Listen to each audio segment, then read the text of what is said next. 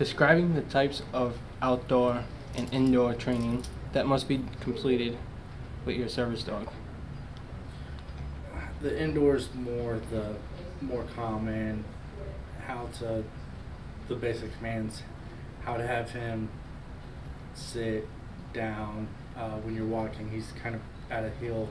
He's supposed to be right next to you. Like if you stop, he's supposed to be right where he's supposed to sit. Outdoor, it depends on where you do the training, whether it's just right outside walking, him keeping that focus on you, or if you go to a public area, like if me and him go to Winn-Dixie or something, just him ignoring people making comments or trying to get his attention because oh he's cute, and keeping that focus and doing what he's supposed to do. What would you recommend to other service members struggling with PTSD who are thinking of getting a service dog? For fellow veterans with PTSD and having to deal with the VA, I'm diagnosed 100% through the VA for PTSD, amongst other things, TBI, back issues. Everyone knows the VA's answer to everything is pills, pills, pills.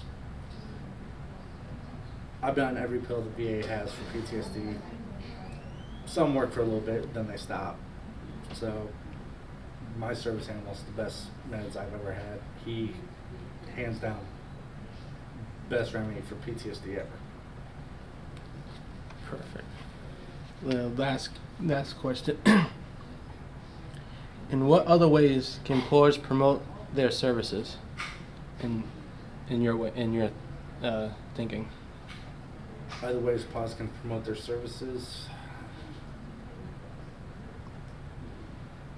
I think for the most part PAWS does the best they can. I just wish it wouldn't completely fall on them. I wish that the veteran community could open up and say, hey, we recognize what you're doing for some of our guys. Let's pick up the ball and try to help out a little bit more, along with not only the veteran community but the local communities. Once your training is completed at PAWS, how do you see your life changing at home with your service dog?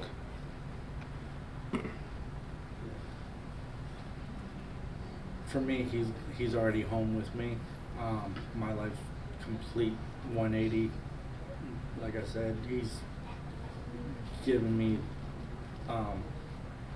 not only the ability to go out in public and deal with things that I used to not want to deal with, but also going along with the disabilities and how my health's taking a turn for, I'm not going to say the worst, but it's gotten pretty bad over the last couple of months. Mm-hmm.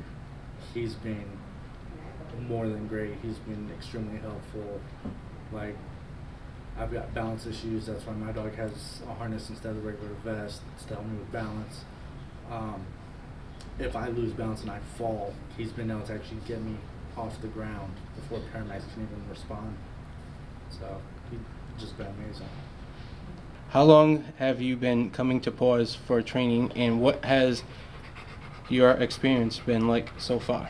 I believe it's been about 3 months that we've been coming, and it's amazing. Every single time I come, I get different hurdles, and it's just awesome. Every day I go home, I just am blessed.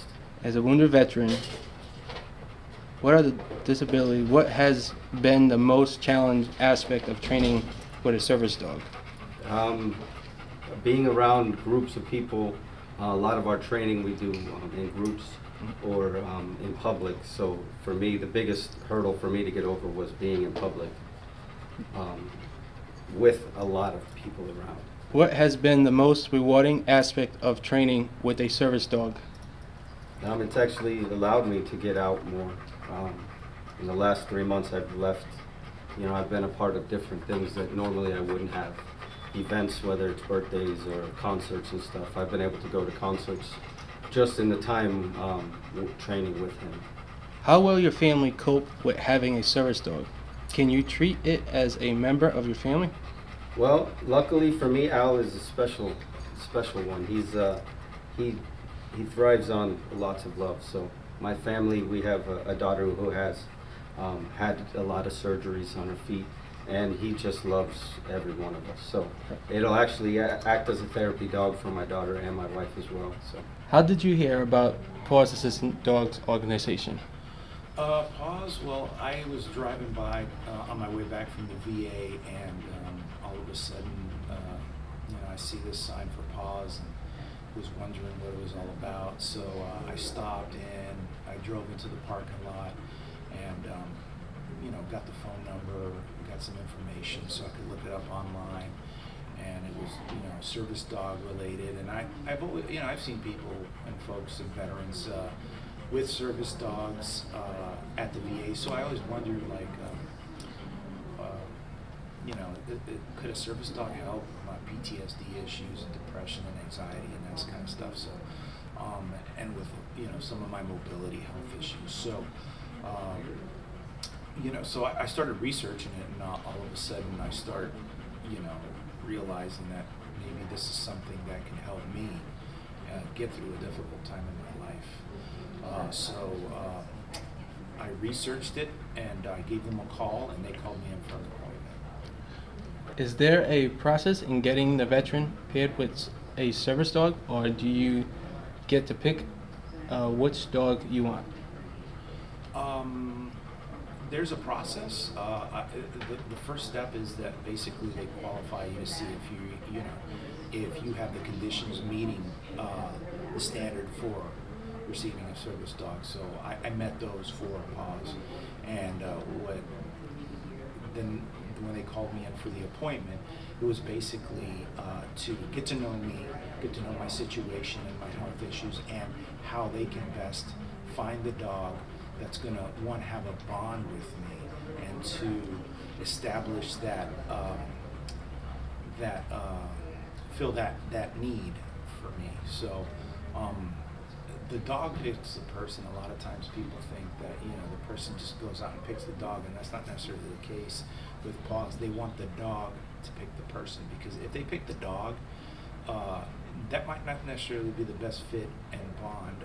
When Zelda picked me, it was like an automatic moment for everybody here. I think the ladies that were in Paws were even in tears from seeing that connection, because Zelda was kind of picky with other veterans, and I don't know, maybe it was just maybe the cologne I was wearing or something, but we definitely hit it off, and I could see why they do it that way, because she just works that much harder for me, and that bond of taking care of me, she just has that, she's willing to work hard for me, so that I think that's the special part of the process.